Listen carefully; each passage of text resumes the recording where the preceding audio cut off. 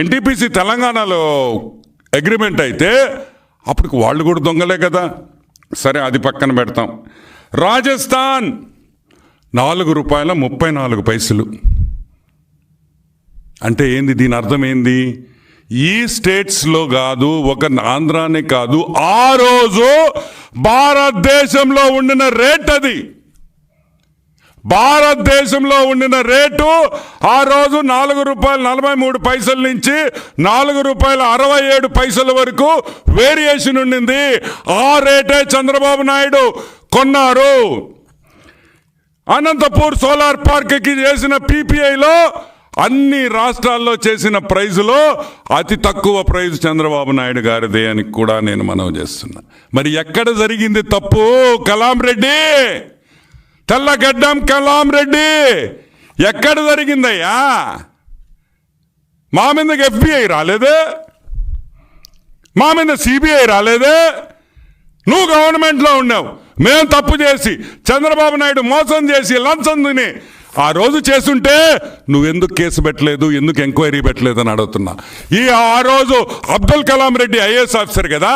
ఏం రెడ్డి, నువ్వు ఎందుకు కేసు పెట్టలేదు చంద్రబాబు నాయుడు మీద? ఎందుకు పెట్టలేదు? నువ్వు చెప్పావు కదా, ప్రెస్ మీట్లో చెప్పావు అవకతవకలు జరిగినాయా. ఎందుకు పెట్టలే? అది పెట్టేదానికి ఘోష ఒకటి ఉంటే కదా పెట్టేదానికి. ఏం పెడతారా? మాది ఓపెన్ బుక్, మేమేం రాసుకోవాల్సిన అవసరంలా. మా ప్రతి జీవో వెబ్సైట్ మీద ఉంటుంది,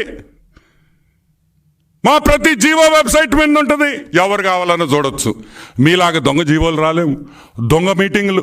ఈరోజు చంద్రబాబు నాయుడు గారు ఎవరినైనా కలిస్తే ఓపెన్, చీఫ్ సెక్రటరీ ఉంటాడు, కన్సర్న్ మినిస్టర్ ఉంటాడు, పేషీలు కాఫీలు ఇచ్చేవాళ్ళు ఉంటారు, టీలు ఇచ్చేవాళ్ళు ఉంటారు, బిస్కెట్లు ఇచ్చేవాళ్ళు ఉంటారు. కానీ నువ్వు కలిస్తే నువ్వు నీ భార్య తప్పితే ఎవరుండరు. అదేందా? ఓ ముఖ్యమంత్రిగా ఒక ఇండస్ట్రియలిస్ట్ని కలిసినప్పుడు అందరూ ఉంటారు, నోట్స్ రాసుకుంటుంటారు వాళ్ళు ఏం మాట్లాడుకున్నారని. మీరు మాత్రం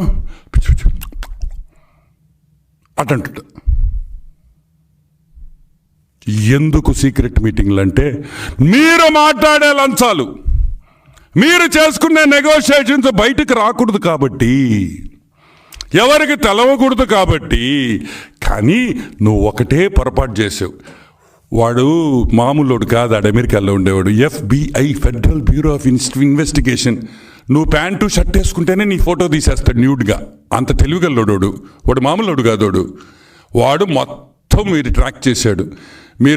మీరు చేసిన కాన్వర్జేషన్స్ ట్రాక్ చేశారు, మీరు పెట్టిన వాట్సాప్ మెసేజ్లు తీసుకున్నారు, మీరిచ్చిన మెయిల్స్, పంపించిన మెయిల్స్ కూడా వాళ్ళు అన్ని తీసుకొని అన్ని దీంట్లో ఆ డాక్యుమెంట్స్ కూడా తొందరలో కోర్టుకు ప్రజెంట్ చేస్తామని రాసున్నారు.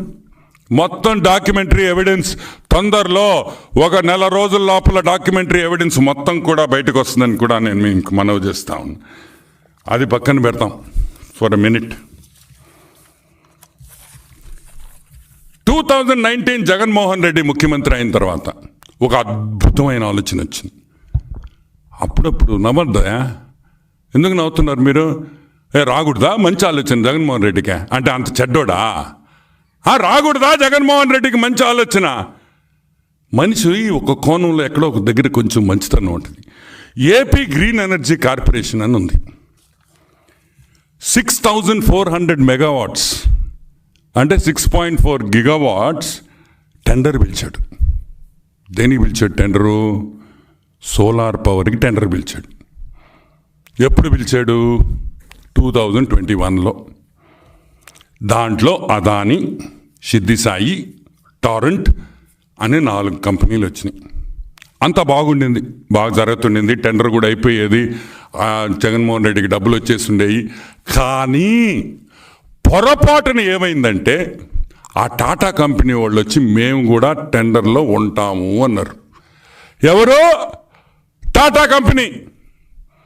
టాటా కంపెనీ వస్తే డబ్బులు రావుగా. టాటా కంపెనీ వస్తే వాళ్ళు ఎవరికి డబ్బులు ఇరు, వాళ్ళ పాలసీ అది. ప్రపంచంలో ఎక్కడైనా టాటా వాళ్ళు తప్పు చేశారంటే ఎవరు ఒప్పుకోరు. ఆ టాటా కంపెనీ వాళ్ళు వచ్చి మేము వచ్చి ఈ టెండర్లో మేము వస్తాము అంటే సస్సేమిరా వాళ్ళని పక్కన పెట్టి వాళ్ళు 2-3 అబ్జెక్షన్స్ చెప్పారు. ఆ అబ్జెక్షన్స్ ఏందో దాన్ని క్లారిఫై చేసి ఇచ్చేసి ఉంటే ఈరోజు టాటా కంపెనీ వాళ్ళు